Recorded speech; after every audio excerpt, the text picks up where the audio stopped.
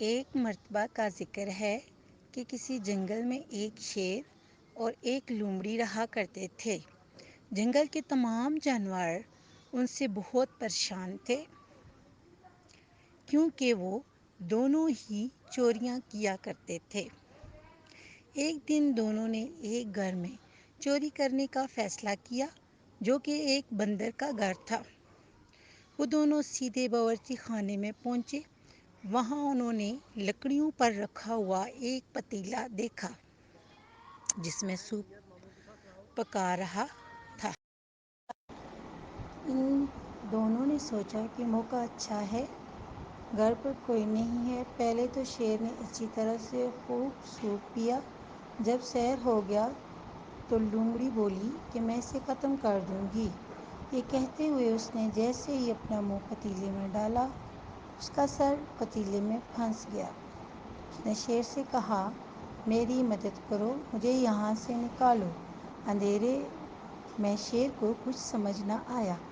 وہ بکھلاہٹ کا شکار ہو گیا۔ ایسے میں اسے محسوس ہوا جیسے کوئی گھر میں آ گیا ہے، لہٰذا وہ تو اپنی جان بچانے کو وہاں سے بھاگ نکلا۔ جب بندر اپنے گھر پہنچا تو اس نے باورچی خانے میں لومڑی کو اس حالت میں پایا۔ وہ سمجھ گیا کہ لومڑی یہاں چوری کرنے آئی تھی۔ وہ لومڑی کو لے کر بالو کے پاس گیا اور اس کو سب کچھ بتا دیا۔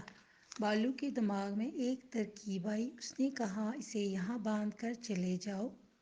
یہ سب کچھ شیر چھپ چھپ کر دیکھ رہا تھا۔ ان کے جاتے ہی لومڑی نے شیر کو آواز دی۔ چالاک لومڑی کو شیر پر بہت غصہ آ رہا تھا۔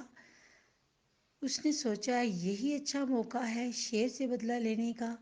اس کے دماغ میں ایک ترکیب آئی۔ اس نے شیر سے کہا، بالو اور بندر مجھے سزا نہیں دیں گے اس لیے کہ میں نے انہیں بتا دیا ہے کہ میں یہاں چوری کرنے نہیں آئی تھی بلکہ یہاں ایک اور چور کو پکڑنے آئی تھی، لیکن وہ بھاگ گیا اور میں پکڑی گئی۔ بندر اور بالو نے میرے سچ بولنے پر یہ کہا کہ وہ مجھے انعام میں ایک ہرن دیں گے۔ یہ سن کر شیر کے منہ میں پانی آ گیا۔ اس نے سوچا کہ کیوں نہ ہرن وہ لے لے۔ اس نے لومڑی سے کہا، ہرن تو میری پسندیدہ خوراک ہے، کیا ایسا نہیں ہو سکتا کہ تم وہ ہرن مجھے دے دو؟ اس پر لومڑی نے شیر سے کہا، اگر تمہیں ہرن چاہیے تو پھر میری جگہ آ کر بیٹھ جاؤ، وہ دونوں ہرن لے کر آنے ہی والے ہیں۔ شیر لومڑی کی باتوں میں آ گیا۔ اس نے لومڑی کی رسیاں کھول دیں اور بولا، تم یہاں سے بھاگ جاؤ، میں یہاں بیٹھ جاتا ہوں۔ شیر کو لالچ دے کر چالاک لومڑی وہاں سے اپنی جان بچا کر بھاگ نکلی۔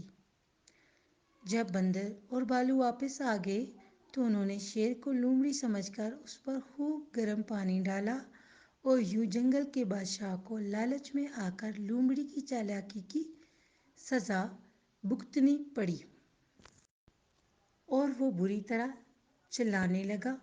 تو پیارے بچوں، اس کہانی سے ہم نے کیا سیکھا کہ ہمیں کبھی چوری نہیں کرنی چاہیے اور نہ ہی لالچ میں آ کر دوسروں کی باتوں پر